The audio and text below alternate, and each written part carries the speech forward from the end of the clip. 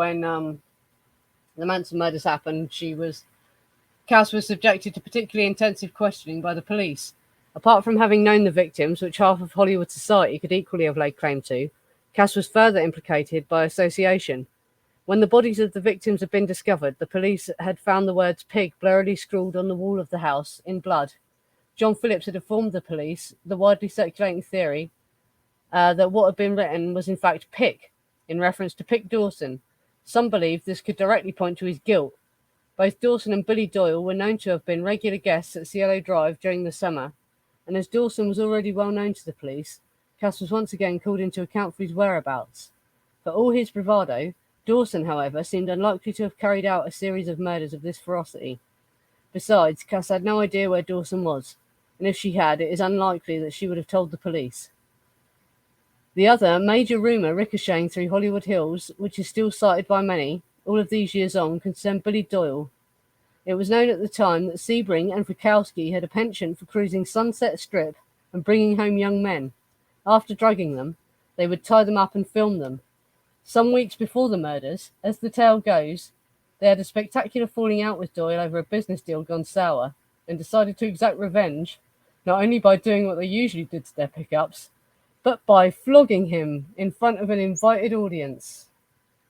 And there's sources that say they did way more than flog him, right? But we'll get to that in a minute. Yeah. They apparently recorded this on film.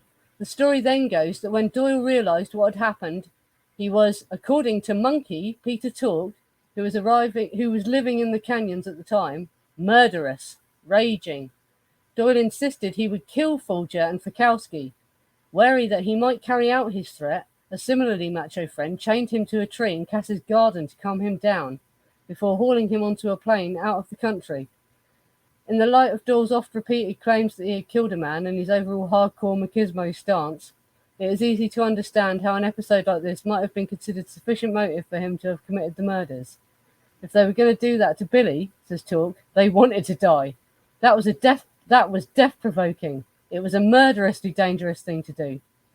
Eventually, after months of rumour and speculation, both Doyle and Dawson were cleared of suspicion, and Charles Manson, a 35-year-old ex-convict, fraudster, pimp, and con man with a Jesus fixation, and his family of mostly young and female followers were revealed as the murderers.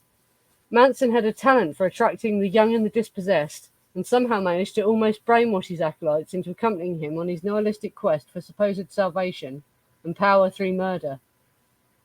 Manson and his crew had been frequent visitors to Cass's house, taking advantage, like so many others, of the plentiful food, drugs, and generally laid-back and hospitable atmosphere.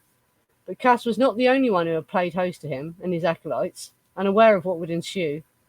Although in the aftermath of the murders, few would admit to any link, many prominent figures in the LA rock community had not only socialised with Manson and his family, particularly his harem of young women, who made themselves readily available to anyone interested, but developed closer associations with them. As Neil Young later remembered, a lot of pretty well-known musicians around LA knew Manson, though they'd probably deny it now.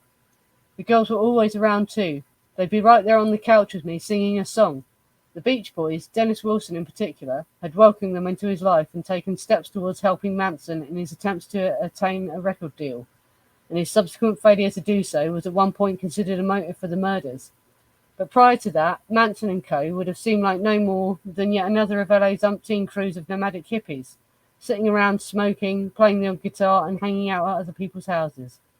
There would have been nothing noticeable to differentiate them from any other similar group, and the open house atmosphere of Woodrow Wilson meant that it was easy for them to wander in and hang out. Because of Cass's connections to the case, meanwhile, when it finally came to court, she was subpoenaed as a witness, as was John Phillips, who was also a good friend of Polanski and Dennis Wilson.